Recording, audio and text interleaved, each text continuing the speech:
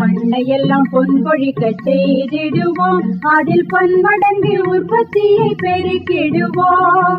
பண்ணையெல்லாம் பொன்பொழிக்க செய்திடுவோம், அதில் பன்மடங்கு உற்பத்தியை பெருக்கிடுவோம். கண்மணி பொல்லில் மணியை வளர்த்திடவே நாடும் கருத்துரைக்கும் ஒளிபரப்பை கேட்டிடுவோம். உழவர் உலகம். கண்மணி பொல்லில் மணியை வளர்த்திடவே நாடும் கருத்துரைக்கும் ஒளிபரப்பை கேட்டிடுவோம். வேளாண் பெருமக்களுக்கு வணக்கம். இன்றைய நிகழ்ச்சியில் முதலில் உழவருக்கு ஒரு சிந்தனை, நாட்டு மாடு வளர்ப்பில் இளைஞர்களின் ஆர்வம், நேர்முகம். பங்கேற்கிறார் கட்டிமாங்கோடு விவேக் மோகன்குமார் அவர்கள். நொடிகளில் சில நுட்பங்கள், உயிர் உரங்கள் பயன்பாடு. திருப்பதி சாரம் வேளாண்மை அறிவியல் நிலைய பூச்சி நோயியல் துறை இணை பேராசிரியர் முனைவர் கே கவிதா அவர்கள் தரும் தகவல்கள் ஆகியன கேட்கலாம். இன்றைய நிகழ்ச்சியில் முதலில் உழவருக்கு ஒரு சிந்தனை.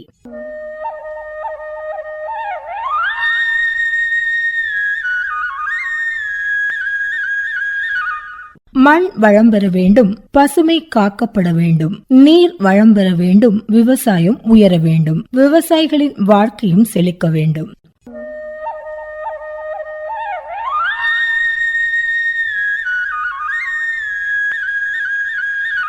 உழவருக்கு ஒரு சிந்தனை கேட்டீர்கள்.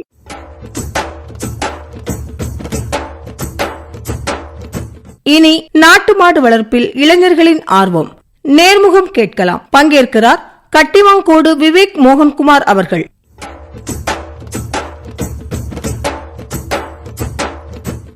வணக்கம் சார். வணக்கம் மேம். சொல்லுங்க சார், இன்னைக்கு முதல்ல உங்களை பத்தி அறிமுகப்படுத்திக்கோங்க. என் பேர் விவேக் மோகன்குமார். ஸோ என் சொந்த ஊர் கட்டிமாங்கோடு, ஆலூர் பக்கத்தில் இருக்கு. ஸோ நான் ஒரு ஐடி கம்பெனியில் ஒர்க் பண்ணிட்டு இருக்கேன். அதே சமயம் இங்கே நாட்டு மாடுகளும் நம்ம ஊர்ல வளர்த்துட்டு வந்துட்டு இருக்கேன். இப்போ ஐடி ஃபீல்ட்ல நீங்க ஒர்க் பண்ணிட்டு இருக்கீங்க, அந்த லைஃப் ஸ்டைல் வேற. இப்போ நம்ம நாட்டு மாடுகள் வளர்க்கறது அப்படிங்கறது நம்ம கிராம ரீதியா அது லைஃப் ஸ்டைல் வேற மாதிரி இருக்கும். நீங்க இதை ரெண்டையும் எப்படி பாக்குறீங்க? ஆக்சுவலா நான் இது ஒரு பிளெஸ்டா தான் பாக்குறேன்.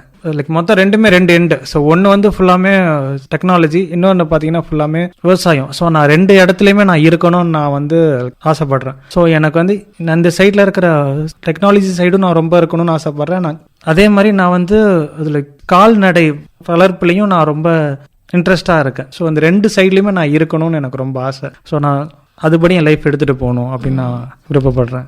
நிறைய பேர் பசுமாடு வளர்க்குறாங்க, அது தொழில் ரீதியாகவும் கொண்டு போறாங்க. ஆனா அவங்க எல்லாமே கலப்பின மாடுகள் தான் வளர்க்குறாங்க. ஆனா நீங்க நாட்டு மாடுகளை சூஸ் பண்ணி வளர்க்கறதுக்கான ரீசன் என்ன? அதாவது இந்த A1 மெட்டாஃபேன், A2 மெட்டாஃபேன், இந்த ஒரு இதுக்காக தான். அதாவது என்னன்னா A1 மில்க்ல பாத்தீங்கன்னா நம்மளுக்கு அதுல பிபி, சுகரு, கொலஸ்ட்ரால் இதெல்லாமே நம்மளுக்கு ரொம்ப சீக்கிரமா ட்ரிகர் ஆகும். ஆனா நம்மள்ட்ட நாட்டு மாட்டு பால்ல பாத்தீங்கன்னா உங்களுக்கு அது எதுவுமே கிடையாது. ஆனா நம்ம மக்களுக்கு அது முக்கியமா நம்ம குமரி மக்கள் ஆகட்டும், இல்லைன்னா தென் தமிழகத்துல நீங்க பாத்தீங்கன்னாவே பொதுவாவே பாத்தீங்கன்னா அது நாட்டு மாடுகள்னாவே ஒரு 2 லிட்டர் தான் கறக்கும், 3 லிட்டர் தான் கறக்கும், அதுக்கு மேல இதாகாதுங்கிற ஒரு மித்துன்னு சொல்லலாம். அந்த மாதிரி. ஆமா ஆமா ஆமா ஆமா. இப்ப நம்ம கிட்ட இருக்கிறத பாத்தீங்கன்னா வெறும் அது அதிகமா கறக்கிற நாட்டு மாடுகள் தான் நம்ம மெயினா வச்சிருக்கோம். பாத்தீங்கன்னா கிர்ரு, தார் பார்க்கரு, ரெட் சிந்தி, சாகிவால், இதெல்லாம் பாத்தீங்கன்னா பால் இன வர்க்கத்துல ரொம்ப ஜாஸ்தியா இருக்கிற பால். ஆமா ஆமா. ஆக்சுவலா இந்த இனங்களை பத்தி மக்களுக்கு விழிப்புணர்வு இப்பதான் கொஞ்சம் கொஞ்சமா ஜாஸ்தி ஆயிட்டு இருக்கு. ஆனா நீங்க இன்னும் பாத்தீங்கன்னா உள்ள கொஞ்சம் டீப்பா கிராமப்புறங்கள்ல இருக்கிற நிறைய பேருக்கு இன்னும் அந்த ஜெர்சி மாடு, HF மாடு தான் நிறைய கறக்குங்கிற ஒரு நம்பிக்கையிலேயே அவங்க இருந்துட்டு இருக்காங்க. அவங்களும் இதை கொஞ்சம் கொஞ்சமா மாத்தணும். இப்போ நீங்க சொன்னீங்க நான் நாட்டு மாடுகள் வளர்க்குறேன், ஆனா அதுலயும் நல்ல பால் தரக்கூடிய மாடுகளை சூஸ் பண்ணி வளர்க்குறேன்னு சொன்னீங்க. இப்போ நம்ம நாட்டு மாடுகளை பொறுத்த அளவுல நீங்க வச்சிருக்கக்கூடிய இந்த மாடுகள் எத்தனை லிட்டர் பால் நமக்கு தருது? முத ஈத்துல பாத்தீங்கன்னா இது ஒரு 8 லிட்டர் வரைக்கும் தரும். ரெண்டாவது ஈத்துல 10-11 வரைக்கும் தரும். மூணாவது ஈத்துல நம்ம நல்ல சாப்பாடு இதெல்லாம் போடும்போது அது 14 to 15 லிட்டர்ஸ் வரைக்கும் நம்ம நல்லா எக்ஸ்பெக்ட் பண்ணலாம். பொதுவாகவே நம்மளுடைய கால்நடை வளர்க்கக்கூடியவங்களுடைய எண்ணம் எதுவா இருக்கு அப்படின்னு நம்ம பார்த்தோம்னா, அந்த கலப்பின மாடுகள் தான் அதிக பால் தரும், நம்ம நாட்டு மாடுகள் தராது நமக்கு, அதனால பொருளாதார இழப்பீடு இருக்கு, ஆமா ஆமா அத பாதுகாத்து நம்மளுக்கு வந்து வருமான வாய்ப்புக்கு ஒரு வழியா வைக்க முடியாது அப்படின்னு கூட ஒரு எண்ணம் வந்து அவங்களுக்கு இருக்கு. ஆமா ஆனா நீங்க சொல்றத பார்த்தா இது எல்லாமே நமக்கு வந்து நல்ல பால் தரக்கூடிய இனங்களா இருக்கு. ஆமா ஆமா இந்த இனங்கள் வந்து நமக்கு இங்கேயே அவைலபிளா கிடைக்குதா? நீங்க இல்லைன்னா அது ஆமா, சூஸ் ஆமா. பண்ணி வாங்குனீங்க, அதை பற்றி சொல்லுங்க. ஆமா. ஸோ நம்ம வந்து இங்க பாத்தீங்கன்னா ஈரோட்டு சைட்ல நிறைய வியாபாரிங்க கிட்ட இது இருக்கு. அவங்க வந்து இந்த மாதிரி சிவகிரின்னு சொல்லிட்டு ஒரு பிளேஸ் ஒன்று இருக்கு ஈரோட்டில். அங்க இருந்து தான் நம்மளுடைய நாட்டு மாடு நம்ம வாங்கியிருக்கோம். இப்போ சப்போஸ் அந்த மாடு வந்து அவங்க சொன்ன மாதிரி அவ்வளோ லிட்டர் சப்போஸ் பால் கறக்கலையானாலோ இல்லை சப்போஸ் அது வந்து எரியுது, அது கொஞ்சம் வந்து சாஃப்டா இல்லைனாவும் அவங்க வந்து ரிட்டர்னும் எடுத்துக்கிறாங்க. ஸோ ஆக்சுவலி இப்போ வந்து புதுசா நம்ம வந்து மாடு வாங்குறோம். இப்ப எப்படி சொல்லுதுன்னா பால் கறக்கறதுல நமக்கு பால் தரல, அவங்க இவ்வளவு சொன்னாங்களே, ஆமா இவ்வளவு தானே, ஆமா நம்மளுக்கு இவ்வளவு வரலையே அப்படின்னு இருந்தா அவங்க கிட்ட நம்ம ரிட்டர்னும் பண்ணிக்கலாம். அந்த வந்து ஜாயிண்ட் வெஞ்சர்னுங்கிற இதுலதான் அவங்க வந்து நம்மளுக்கு வந்து பசுமாடையும் டெலிவரி பண்ணிக்கிறாங்க. ஸோ நம்ம வந்து அதனால நம்மளுக்கு பெருசா ஒரு 3000க்கு மேல நம்மளுக்கு வந்து நஷ்டம் ஆகாது. அப்படி போறனால நம்ம கொஞ்சம் சேஃபா இருக்கும். ஏன்னா நம்ம வந்து புதுசா இந்த ஃபீல்டுக்குள்ள வரனால நம்மளுக்கு வந்து இது வந்து இந்த மாதிரிப்பட்ட ஒரு ஆப்ஷன் இருக்குது. ஆக்சுவலாக நம்மளுக்கு கொஞ்சம் நல்லதா இருக்கு. இப்போ நம்ம ஒரு நாட்டு மாடை சூஸ் பண்ணி இந்த மாடு வந்து நல்லா பால் கறக்குமா அப்படின்னு சொல்லி அவங்க கிட்ட கேட்டுட்டு அந்த பசு மாடை வாங்குறதா இருந்தா ஒரு மாடுக்கு நம்ம வந்து எவ்வளவு அமௌண்ட் அங்க பே பண்ண வேண்டியதா இருக்கும்? அதுல குட்டி போட ஸ்டேஜ்ல இருந்துச்சுன்னா மொத்தம் 45,000 இருந்து 65,000 வரைக்கும் ஆகும். இல்ல இப்ப வந்து அதுல சென்னையாயிருக்குன்னா ஒரு 30,000 இருந்து ஒரு 45,000.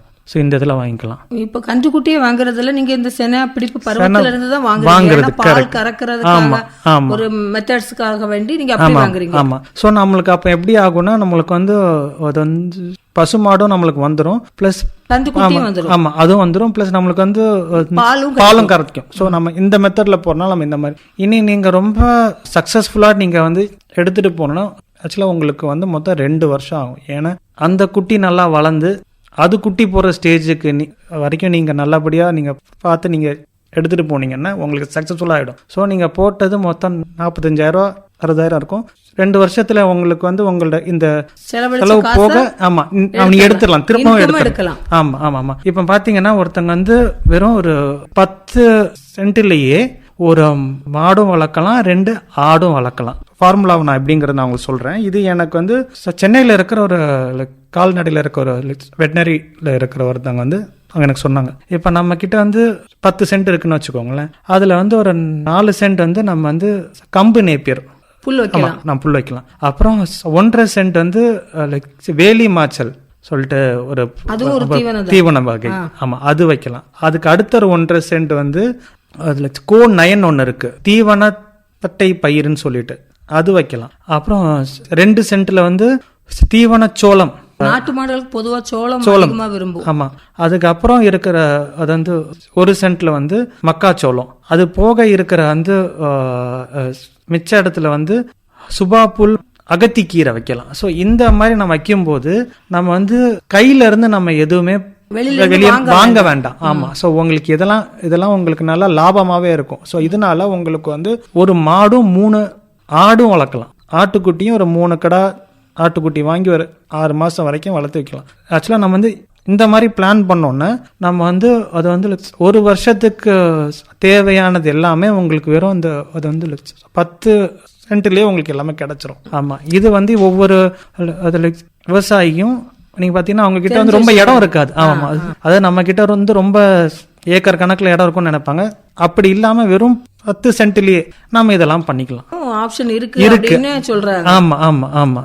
அதாவது நீங்க சொன்ன மாதிரி வந்து நிறைய இடம் இருந்தாதான் நம்ம கால்நடை வளர்க்கணுங்கிறது இல்லாம அப்படி இல்லாம இந்த 10 சென்ட்லயே நம்ம வந்து ஒரு 2 பசுக்களுக்கான தீவனங்களை நம்ம கொடுத்து வளர்க்க முடியும் அப்படின்னு இருக்கு. ஆமா ஆமா ஆமா. இப்போ உங்க இதுல பண்ணையில இருக்கக்கூடிய அந்த கால்நடைகளுக்கு வந்து நீங்க வந்து மேய்ச்சல் முறையில கொடுக்குறீங்களா, அல்லனா நீங்க எப்படி வளர்க்குறீங்க, அது வளர்க்கக்கூடிய அந்த முறைகள் என்னென்ன? ஆமா, இப்போ நம்ம வளர்க்கறது ஆனா வந்து இப்போ நம்ம வந்து வளர்ப்பு புல்லு நம்ம போட்டிருக்கோம். சூப்பர் நேப்பியர் குட்டை ரகங்கன்னு ஒன்று இருக்கு. அது கொஞ்சம் புரோட்டீன் அதிகமா இருக்குங்கிறனால அது போட்டிருக்கோம். ஆனா என்னன்னா நானும் இப்போ நான் வந்து சொன்ன முறைப்படி தான் இப்போ நானும் வந்து மாத்தலான் இருக்கேன். இது ஏன்னா இப்போ நம்ம கிட்ட வந்து கறவை மாடுகள் போக மிச்சம் இருக்கிற வந்து தென மாடு கன்றுக்குட்டிக்கெல்லாம் வந்து நம்ம வந்து நிறைய தீவனம் போடணும்னு அவசியம் கிடையாது. ஸோ நம்ம வந்து இந்த மாதிரிப்பட்ட ஒரு அமைப்பு நம்ம கிட்ட இருந்துச்சுன்னா நம்ம வந்து இதை வச்சே நம்ம வந்து காஸ்ட் கட்டிங் சொல்லுவாங்க, நம்மள்ட்ட வந்து செலவை ஃபுல்லா குறைச்சிட்டு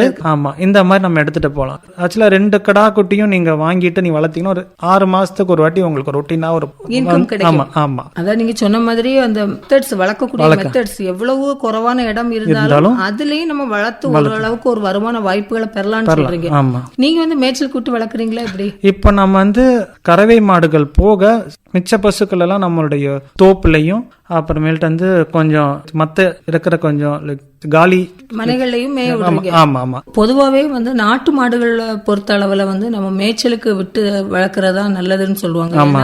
மத்த கலப்பின மாடுகளை போல அது அந்த அளவுக்கு வந்து வெயிட்டும் இருக்காது, ஈஸியாட்டு வெளியில போகும். நேச்சர்ல கிடைக்கக்கூடிய அந்த சூரிய ஒளி ஆகட்டும் இந்த மாதிரி எல்லா விஷயங்களையும் அது உள்வாங்கிதான் நமக்கு வந்து இந்த பாலாட்டும் நம்மளுடைய ஆரோக்கியத்தை காக்குறதுக்கான சில விஷயங்களும் அது பண்ணி தருது அப்படின்னு கேள்விப்பட்டிருக்கோம். எப்படி சார், அது உண்மைதானே? அது ஆனா 100க்கு 100 உண்மைதான். பட் ஆனா இப்போ இருக்கிற காலகட்டத்துல நம்மளுக்கு அது வந்து சாத்தியமான்னு கேட்டா ரொம்ப கஷ்டம். இப்ப நான் இருக்கிற ஊர்லயே இப்ப நம்ம கிட்ட கொஞ்சம் இடம் இருக்க போக நம்ம வைக்கிறோம் இல்லையா, மத்தவங்களுடைய தோப்புல நம்மள வந்து கேட்டா ஆமா ஆமா. அதே மாதிரி இப்போ வந்து மலைகள்லயும் நம்ம வந்து ஆடு மாடு மேய்ச்சலுக்கும் இப்போ வந்து அலௌடு இல்லைங்கிற ஒரு ரூலும் இருக்கு. அப்படிப்பட்டதுல நம்ம வந்து இருக்கிற ஒரு 10 சென்ட் இடமா இருந்தாலுமே அதை வந்து கொஞ்சம் லாபகரமா ஆக்கி அப்படி எடுத்துட்டு போறதான் புத்திசாலித்தனமா இப்போ இருக்கிற காலகட்டத்துக்கு சொல்றேன். இல்ல சப்போஸ் நம்மளுக்கு நிறைய இடம் இருக்கு. ஆக்சுவலா இப்ப நான் இருக்கிற ஊர்ல இந்த மாதிரி இருக்கு. இப்ப பாத்தீங்கன்னா அது வந்து மலையோரமா இருப்பாங்க, கொஞ்சம் நிறைய பேரோட வீடெல்லாம் அங்க இருக்கும். அவங்களுக்கு வந்து பிரச்சனை இருக்காது, அவங்க அப்படியே அது வந்து மேய விட்டு வசதி வாய்ப்புகள் இருக்கனால அவங்களுக்கு இடம் இல்லாட்டாலும் அது வந்து காமன் பிளேஸ் இருக்கறனால யாராலும் அதை விடலாம். ஆமா ஆமா ஆமா ஆமா. அதுதான் நம்மளுக்கு ரொம்ப லாபமும் கூட. ஒருவேளை அந்த இடத்தோட சேர்த்து நம்மளுக்கு இடம் நம்மளுக்கு வாய்ப்பா அமைஞ்சது ஒரு நமக்கு ஒரு பிளஸ்ஸா இருக்கும். ஆமா ஆமா கரெக்ட். நாட்டு மாடுகள்லாம் நீங்க வளர்க்கும் போது தீவன முறைகள் வந்து எப்படி கொடுக்குறீங்க, என்னென்ன தீவனங்கள் அதுக்கு தேவையா இருக்கும்? ஆமா, இப்போ நான் முக்கியமா வந்து பால் கறக்கிற பசுமாடுகளுக்கு நான் சொல்றேன் மெயினா அவங்களுக்கு வந்து நம்ம கண்டிப்பா பருத்தி கொட்டை ஹுப்ளின்னு சொல்லுவாங்க, பால் பருத்தி, அது வந்து நம்ம வந்து தண்ணியில ஊற வச்சு அதை வந்து முளை கட்டி கொடுக்கணும். அதுக்கப்புறம் ஆக்சுவலாக அது வந்து பால் கறக்கிற பசுமாடு பார்த்தீங்கன்னா ரொம்ப வெயிட் லாஸ் மாதிரி ஆகும் ரொம்ப. ஸோ அதுக்கு நம்ம வந்து கடலை புண்ணாக்கு கொடுக்கணும். அது போக நம்ம வந்து நவதானியம் பிடிக்கும். ஸோ இதெல்லாம் நம்ம இதாகும்போது அந்த பாலுடைய ஸ்மெல்லும் நல்லா இருக்கும். நம்ம அந்த அது பருத்தி கொட்டெல்லாம் நம்ம கொடுக்கும்போது அது கொஞ்சம் ஸ்ட்ராங்காகவும் இருக்கும். அதுக்கு நெக்ஸ்ட் அந்த ஈத்துக்கு வந்து ஈத்துக்கு அது வந்து ரெடி ஆயிரும். இப்போ நம்ம இந்த நிறைய அந்த கெமிக்கல் தீவனம்லாம் இருக்கு, அது பார்த்தீங்கன்னா நெக்ஸ்ட் ஈத்துக்கு வந்து அது வந்து ரெடி ஆகாது. ஸோ அதாவது என்ன நெக்ஸ்ட் என்ன பிடிக்காது. ஸோ நம்ம வந்து இந்த மாதிரிப்பட்ட விஷயங்கள் நம்ம வந்து நம்ம நிறைய கொடுக்கணும்னு கிடையாது. ஏன்னா இப்போ நான் சொன்ன இந்த பால் பருத்தி கொட்டை ஹுப்ளிங்கிற கொட்டை வந்து ஒரு கிலோவே 86 ரூபா இருக்கும். ஸோ நம்ம இது வந்து அது வந்து ஒரு கைப்பிடி அளவு மட்டும் எடுத்து நம்ம டெய்லி கொடுத்தாலே அதுக்கு வந்து நெக்ஸ்ட் இதுக்கு வந்து ஹீட்டுக்கு அது வந்து வந்துடும். அதே மாதிரி நம்ம வந்து அதுல சீக்கிரமா அது வந்து சேரவும் செய்யும். அதே மாதிரி இதோடைய பாலும் பார்த்தீங்கன்னா நம்ம இதோட பால் வந்து நல்லா ஸ்மெல்லும் நல்லா இருக்கும். மாடு ஆரோக்கியமா இருக்கிறது நம்மளுக்கு நல்லாவே தெரியும். இப்போ நீங்க சொன்னீங்க இந்த சினைப்பிடிப்பு காலம் சொன்னீங்க. இப்போ வந்து நீங்க நேச்சுரலாவே சினைப்பிடிப்பு வைக்கிறீங்களா இல்லைன்னா செயற்கை கருவூட்டல் முறை தானே எப்படி? ஆமா, இப்போதைக்கு நம்ம பாத்தீங்கன்னா வந்து செயற்கை தான் நம்ம பண்ணிட்டு இருக்கோம். ஏன்னா நம்மளுக்கு வந்து ஒரு நல்ல லைனேஜ் வரணும். இப்ப நம்ம கிட்ட மொத்தம் 4 பிரீடு இருக்கு. அந்த 4 பிரீடுடைய காளைகளும் இங்க கிடையாது, எல்லாமே வந்து வெளியிடங்கள்ல வாங்கினது. ஆமா ஆமா. ஸோ ஒன்னு வந்து கோயம்புத்தூர்ல இருக்கு. இந்த மாதிரி கொஞ்சம் இடங்கள்ல வந்து இந்த சமன் எடுக்கிற இடங்கள் இருக்கு. அவங்க கிட்ட கொஞ்சம் நல்ல காளைகள் தான் வச்சிருப்பாங்க. ஸோ நம்ம வந்து ஆரம்ப கட்டத்துல நம்ம வந்து செமன் ஸ்ட்ரா வாங்கி தான் நம்ம இது பண்ணி ஆகணும். இனி அடுத்த கட்டத்துல இனி கொஞ்சம் என்னோட பிளான் படி இனி ஒரு கொஞ்சம் கூட கண்டுக்குட்டிகள்லாம் கூடி வரும்போது என்ன ஆகும்னா ஸோ நம்ம இதுங்களுக்குள்ளேயே நம்ம வந்து மாத்தி நம்ம இது பண்ண நம்ம ஆரம்பிச்சிடலாம். அப்படி எடுத்துட்டு போனோம். முதல்ல நம்ம வந்து காலை இதெல்லாமே நம்ம வாங்கிட்டோம்னா அதுவும் நம்மளுக்கு வந்து நஷ்டத்துல தான் போய் முடியும். ஆக்சுவலா இப்போ நான் வந்து இந்த நம்ம குட்டியெல்லாம் கொஞ்சம் வளர்ந்ததுக்கு அப்புறமேல்ட்டு நம்ம கிராமங்களும் பக்கத்து கிராமங்கள்ல இருந்தோம். ஸோ இங்கே வந்து சேர்க்கறதுக்கு எல்லாமே வருவாங்க. அவங்களுக்கும் ஒரு பிளஸ்ஸா இருக்கும்னு சொல்லி தான் நான் வந்து காலக்கண்ணையும் நான் வந்து சேர்த்து வளர்த்துட்டேன். இப்போ சொல்லுவாங்க பசுமாடு வளர்க்கறத விட காலக்கண்ணு வளர்க்கறதா ரொம்ப சிரமம். சாப்பாடு கொடுக்கறதுல இருந்து எல்லாமே அதுக்கு வந்து டிஃபரெண்ட் நிறைய கொடுக்க வேண்டி வரும் அப்படின்னு சொல்றாங்க. இப்போ உங்களை பொறுத்த அளவுல எப்படி நீங்க அது வந்து எப்படி பராமரிப்பு கொடுக்குறீங்க? ஆமா, நம்ம வந்து பாத்தீங்கன்னா அவங்களுக்கு வந்து புளியங்கொட்டை இருக்கு இல்லையா, அது வாங்கி வறுத்து, ஆமா அதை வந்து பொடிச்சு அதுவும் அதுக்கப்புறமேல்ட்டு தவிடும் போட்டு விரவி கொடுப்போம். அதாவது விரவி நம்ம கொடுப்போம். ஸோ அப்படி கொடுக்கும்போது உங்களுக்கு வந்து ரேட் ரொம்ப ஆகாது. பிளஸ் நான் சொன்ன மாதிரி புல்லு வகைகள் எல்லாம் நீங்க தைரியமா அதை நீங்க வந்து விட்டுடலாம். ஸோ அது கொஞ்சம் நோய் எதிர்ப்பு சக்தியும் கொஞ்சம் வந்து நிறைய இருக்கும். நம்ம ரொம்ப கான்சென்ட்ரேட் பண்ண வேண்டியது வந்து கறவை மாடுகள் தான். ஏன்னா அவங்க ஒன்ஸ் கறக்க ஆரம்பிச்சுட்டாங்கன்னா ரொம்ப மெலிஞ்சிருவாங்க. ஸோ அவங்களுக்கு தான் நம்ம கொஞ்சம் அதிகமான தீவனம் கொடுக்கணும். ஆமா ஆமா ஆமா. காளைகளுக்கு வந்து நம்ம எப்பமாவது கொஞ்சம் கடலை புண்ணாக்கோ இல்ல மிச்ச மீதி இருக்கும் இல்லையா. இப்ப பாத்தீங்கன்னா எல்லா பசுவும் வந்து எல்லாமே ஃபுல்லா குடிச்சிடாது. ஆமா ஆமா ஆமா. அந்த மாதிரி இருக்கிற மிச்ச மீதி எல்லாமே எடுத்து நம்ம வந்து இந்த இது கொடுத்தோம். இதுக்கு அப்படியே கொஞ்சம் கொஞ்சமா கொடுத்தா போதும். ஏன்னா இது வந்து கறக்க போறது கிடையாது. ஸோ அதனால இவங்களுக்கு வந்து நீங்க கொஞ்சம் தைரியமா வளர்க்கவும் செய்யலாம். பிளஸ் நம்மளுக்கு வந்து இந்த மாதிரிப்பட்ட இதெல்லாம் வந்து வேஸ்டும் ஆகாது. இந்த மாதிரி கொடுத்து வளர்க்கலாம், அந்த மாதிரி கொடுக்கலாம். அப்படிதான் நீங்க பிளான் பண்ணி. ஆமா ஆமா ஆமா. சரி, இப்போ நீங்க சொன்னீங்க நாட்டு மாடுகளை கொஞ்சம் கவனமா வளர்க்கணும், நல்ல புல் தீவனங்கள் இதெல்லாம் கரெக்டா கொடுத்து நம்ம வளர்த்தோம்னா நல்ல பால் கிடைக்கும் அப்படின்னு சொன்னீங்க. இந்த பால் வந்து நீங்க 1 லிட்டர் எவ்வளவுக்கு விற்பனை பண்றீங்க? ஸோ இப்போ நம்ம பால் வந்து நம்ம வந்து தண்ணி சேர்க்க மாட்டோம், ப்ரிசர்வேட்டிவ் கெமிக்கல் ஒண்ணுமே இல்லாம நம்ம வந்து கறந்த பாலை அப்படியே தரோம். அது நம்ம 1 லிட்டருக்கு வந்து 120 ரூபாய்க்கு நம்ம கொடுத்துட்டு வரோம். ஸோ இது எப்படி ஆகும்னா, இப்போ வந்து அவங்க இந்த பாலை வாங்கிட்டு அதை வந்து காய்ச்சி அதுல இருக்க ஆடையை மட்டும் அவங்க வந்து டெய்லி எடுத்து வச்சு வந்தாங்கன்னா அவங்க, ஆமா, ஸோ அவங்களுக்கு வந்து நாட்டு மாட்டு நெய்யும் கிடைச்சிரும், மோரும் கிடைச்சிரும், வெண்ணையும் கிடைச்சிடும். அப்புறம் டெய்லி அவங்களுக்கு வந்து தேவைக்கான பாலும் கிடைக்கும். ஆச்சு நம்மளும் வாங்கி நம்மளும் இதை வந்து நல்லபடியா எடுத்துட்டோம்னா இது நம்மளுக்கு லாபகரமா இருக்கும். அதனால நீங்க சொன்ன மாதிரி பிளான் பண்ணி பண்ணனாங்கன்னா அவங்களுக்கு வந்து ஒரு நஷ்டம் வராது. ஆமா ஆமா, நல்ல லாபம் தான் கிடைக்கும். ஆமா ஆமா ஆமா. நெய்ய கூட அவங்க வந்து மாசம் மாசம் எடுத்து விற்க கூட செய்யலாம்.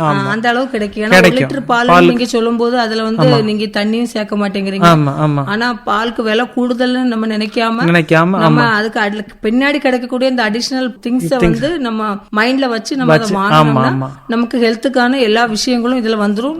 சம்டைம்ஸ் வந்து வெளியில விக்கேட்டா கூட அதை நம்ம வீட்டுக்கு யூஸ் பண்ணிக்கலாம் அளவு கூட நமக்கு கிடைக்கும். ஸ்நாக்ஸ் செய்தா கூட நம்ம அதுல நெய் ஆட் பண்ணிக்கலாம். தோசை சுட்டா நம்ம அதுல நெய் விட்டுக்கலாம். அப்புறம் வந்து நம்ம சாப்பாட்டுக்கு தயிர் மோர் வந்து நல்ல டைஜஷனுக்கு நல்லதுக்கெல்லாம் நல்லது. முன்னாடி உள்ள காலத்துல நம்ம தினந்தோறும் நம்ம வந்து மோர் தயிர் இதெல்லாம் வச்சுதான் நம்ம சாப்பாடு சாப்பிடும்போது அந்த பினிஷிங் எண்டிங் வந்து நம்ம அதுலதான் முடியும். ஆனா இப்போதைக்கு அப்படி யாரும் வந்து அந்த ப்ராப்பரா பண்றது இல்லாதனால நமக்கு இந்த மாதிரி விஷயங்கள்லாம் கொஞ்சம் அடி வாங்கிட்டு. இந்த மாதிரி நம்ம எடுத்துட்டு போனா அவங்களுக்கும் லாபம், நம்மளுக்கும் லாபமா இருக்கும். சரி சார், இப்போ நீங்க சொன்னீங்க வந்து அந்த பசு மாடுகள்லயே நாட்டு மாடுகள் இனங்களை நம்ம சூஸ் பண்ணி வளர்த்தாலும் அதுக்கும் நல்ல வந்து ஒரு சந்தை வாய்ப்பு இருக்கு அப்படின்னு சொன்னீங்க. இப்போ வந்து நீங்க ஒரு பால் இப்ப 120 ரூபாய்க்கு கொடுக்குறீங்க. இப்ப அதே இது மோர், வெண்ணெய், நெய் இந்த மாதிரி எடுத்து கொடுக்கும்போது நமக்கு வேல்யூ ஆட் ஆகுது. இப்ப ஆட் ஆகும்போது அதனுடைய ரேட்டும் நமக்கு வந்து டபுள் மடங்கு ஆகுது இல்ல? அதுக்கு வந்து நீங்க என்ன ரேட் பிக்ஸ் பண்றீங்க? இப்ப நான் பாத்தீங்கன்னா வந்து நம்ம நெய் எடுக்கிற ப்ராசஸ் பாத்தீங்கன்னா பாலை நல்லா காய்ச்சி அதை வந்து தயிருக்கு அதை நல்லா புளிக்க வச்சு மத்துல வச்சு அடிச்சு அதுல இருந்தா நம்ம எடுக்கிறோம் நெய். ஆமா, வெண்ணெய் எடுத்து ஆமா அதுல இருந்து நம்ம நெய் எடுக்கிறோம். ஆமா ஆமா. ஆக்சுவலா அந்த நெய் பாத்தீங்கன்னா உங்களுக்கு ஸ்மெல்ல இருந்து எல்லாமே ரொம்ப நல்லா இருக்கும். நீங்க வந்து இதுதான் நம்மளுடைய இந்த பழைய காலத்து அந்த ப்ராசஸ். இதுதான் உங்களுக்கு அந்த வந்து பாக்டீரியா, அந்த குட் பாக்டீரியான்னு சொல்லுவாங்க இல்லையா, இது ப்ராப்பரா ஃபெர்மெண்ட் ஆகி நெக்ஸ்ட் லெவலுக்கு நம்ம எடுத்துட்டு போய் நம்மளுடைய டைஜஷன் ப்ராசஸை நல்லா இம்ப்ரூவ் பண்ணும். அந்த ரீசனுக்காக தான் நான் வந்து இந்த ட்ரெடிஷனல் மெத்தட் நான் எடுத்துட்டேன். ஆமா ஆமா இது வந்து பிலோனோ ப்ராசஸ்ன்னு சொல்லுவாங்க. இந்த ப்ராசஸ் நான் ஃபாலோ பண்றேன். ஆனா நீங்க வந்து பச்சை பால்ல இருந்தே நெய் எடுத்துருவாங்க. ஆனா நான் வந்து பண்ணக்கூடாது. ஆமா ஆமா ஆமா நீங்க நம்ம இப்போ பால் கறந்து ஒரு 4-5 மணி நேரத்திலேயே கூட நெய் எடுத்துடலாம். ஆனா அப்படி நம்ம வந்து பண்ணக்கூடாது. நம்ம இந்த ப்ராசஸ் படிதான் நம்ம பண்ணும்போது ஆமா ஆமா அப்ப வந்து அந்த பாக்டீரியல் அந்த ஃபெர்மெண்டேஷன்லாம் ப்ராப்பரா ஆகி முடிக்கும் போது நம்மளுக்கு உடம்புக்கும் ரொம்ப நல்லது. காய்ச்சி எடுக்கிறதா நல்லது. ஆமா ஆமா அதனால என்ன ஆகும்னா இதுல வர மோர் உங்களுக்கு வந்து பயங்கர திக்கா இருக்கும். இப்போ வந்து பாத்தீங்கன்னா நம்மளுக்கு வந்து 1 லிட்டர் மோருக்கு நீங்க வந்து 1 லிட்டர் வந்து தண்ணி ஆட் பண்ணாலும் உங்களுக்கு சுத்தமா தெரியாது. ஏன்னா அவ்வளவு திக்கா இருக்கும். அதனால நான் என்ன பண்ணேன், நான் வந்து அது வந்து தண்ணி சேர்க்காமலே நான் வந்து 1/4 லிட்டர் மோர் வந்து 25 rupees நான் கொடுத்துட்டு இருக்கேன். நீங்க ஒரு எக்ஸ்ட்ரா ஒரு 1/4 லிட்டர் போல தண்ணி சேர்த்து நீங்க இதை வந்து எடுத்துக்கலாம். ஆமா ஆமா இன்னும் கூட நம்ம அதை வந்து 2 பேக்கிங்கா கூட நீங்க பண்ணிக்கலாம். ஆமா இது வந்து நம்ம அந்த ட்ரெடிஷனல் மெத்தட்ல பண்ண மோருக்கு மட்டும்தான் கிடைக்கும். நம்ம வந்து இந்த மாதிரி பட்ட நார்மல் இதுல இப்போ அந்த மிஷின்ல பண்ற ப்ராசஸ்ல இந்த மோர் நம்மளுக்கு கிடைக்காது. இது நம்ம முன்னாடி இருந்த அந்த ட்ரெடிஷனல் இதுல எடுத்துட்டு அந்த மோர். சோ அதனால இது நீங்க ரைஸ்ல போட்டு சாப்பிடும்போது எப்படி இருக்கும்னா தயிர் இது பண்ணி சாப்பிடுற ஒரு ஃபீல் தான் இருக்கும். ஏன்னா அவ்வளவு திக்கா இருக்கும். இப்போ நீங்க சொன்னீங்க வந்து நம்ம நாட்டு மாட்டுல இருந்து கிடைக்கக்கூடிய அந்த பாலாகட்டும், மோராகட்டும், தயிராகட்டும், வெண்ணெய் ஆகட்டும், நெய் ஆகட்டும் எல்லாமே நம்ம வந்து பண்றது ஃபுல்லாமே பழைய காலத்துல நம்ம தாத்தா பாட்டி பண்ண அந்த ட்ரெடிஷனல் முறையில் தான் நம்ம பண்றோம். மிஷினரிஸ் வச்சு பண்ணல. அப்ப அதனால நமக்கு வந்து குட் பாக்டீரியா வந்து இதுல இருக்கு. இதுதான் நம்மளுடைய சாப்பாட்டுக்கு வந்து டைஜஷனுக்கு முதற்கொண்டு எல்லா விஷயத்துக்கும் உதவுதுன்னு சொன்னீங்க. இப்ப இந்த மெத்தட்ஸ்ல நீங்க பண்ணும்போது இதுக்கான ஒர்க் நமக்கு அதிகமாகும், வேலை நேரங்கள் வந்து நமக்கு அதிகமாகும். ஆனாலும் அந்த ரிஸ்க் எடுத்து தான் நீங்க பண்ணிட்டு இருக்கீங்க. ஆமா ஆமா இப்போ நம்ம வந்து பாலா நம்ம டைரக்டா வித்துட்டோம்னா பிரச்சனை இருக்காது. பால்னா நம்மளுக்கு வந்து ஒரு 8 இருந்து 9 லிட்டர் பால் காய்ச்சினாதான் நம்மளுக்கு வந்து 1/4 லிட்டர் நெய்யே கிடைக்கும். 8-9 லிட்டர் வேணும். ஆமா தண்ணி விடாத திக்கான பால் இருந்தா அப்பந்தான் உங்களுக்கு இந்த நான் சொன்ன மாதிரி அந்த திக்கான அந்த கண்டஸ்டன்ட்ல அந்த நெய் உங்களுக்கு வந்து நல்ல நெய் உங்களுக்கு வந்து அதுல கிடைக்கும். ஸோ நம்மளுக்கு வந்து மிச்சம் இருக்க எல்லாமே நம்மளுக்கு வந்து அதுவும் நமக்கு வேல்யூபிள். ஆமா ஆமா ஸோ இப்போ நம்மளுக்கு பார்த்து நல்லா வெயில் காலமா இருக்கனால ஸோ மற்ற கெமிக்கல் குளிர்பானங்கள்ல விட இப்ப நிறைய பேர் இந்த ட்ரெடிஷனல் மோர் வந்து நிறைய பேருக்கு ரொம்ப பிடிச்சு போயிடுச்சு. ஸோ அவங்க என்ன பண்றாங்க, இது வந்து அவங்களுடைய சாப்பாட்டுலயே வந்து பிசைஞ்சு சாப்பிட்றாங்க. இது செய்யலாம். அது போக மிச்சம் இருக்கிறத வந்து கொஞ்சம் தண்ணி சேர்த்து குளிக்க அவங்க வந்து குடிச்சிடறாங்க. இப்போ நீங்க சொன்னது மாதிரி இந்த வெயிலுக்கு வந்து சில ஃபுட்டு தான் நம்மளுக்கு வந்து முன்னாடி சஜஸ்ட் பண்ணுவாங்க. ஏன்னா இந்த தயிர் சாதம், அந்த ஊறுகாய், இந்த மாதிரி வந்து நல்ல செமிக்கக்கூடிய அந்த பொருட்கள் தான் ஃபுட்டை தான் சாப்பிடணும். குளிர்காலத்துக்கு ஒரு ஃபுட் இருக்கு, வெயில் காலத்துக்கு ஒரு ஃபுட் இருக்கு. அது இல்லாம நமக்கு எப்பவுமே நீர் சத்து வந்து உடம்புல நமக்கு அதிகம் இருக்கணும் அப்படின்னு அங்கங்க இந்த மோர் பந்தல் வச்சுதான் பழைய காலத்துல இருந்துச்சு.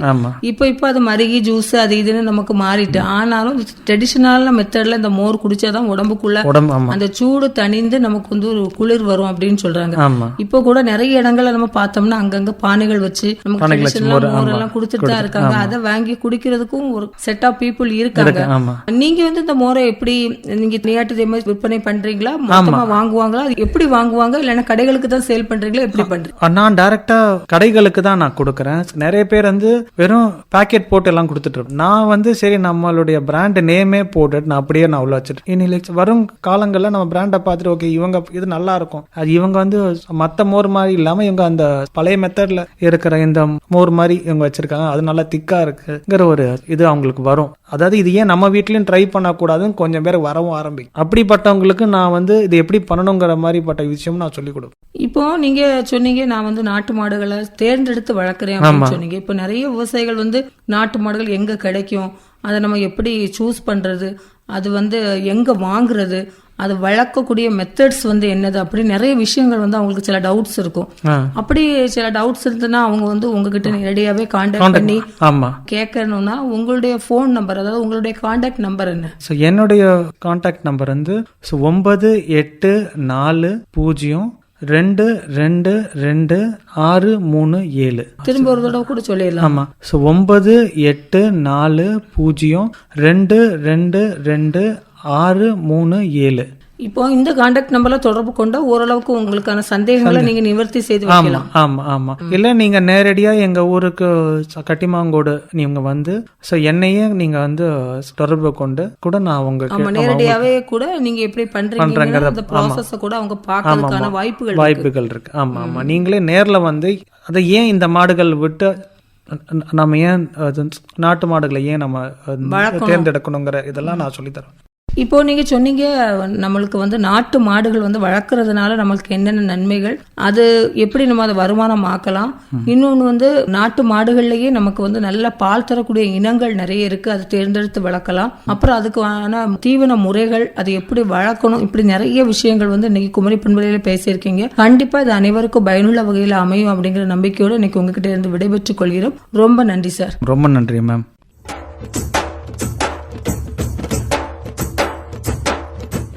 இதுவரை நாட்டு மாடு வளர்ப்பில் இளைஞர்களின் ஆர்வம் நேர்முகம் கேட்டீர்கள். பங்கேற்றவர் கட்டிமாங்கோடு விவேக் மோகன்குமார் அவர்கள்.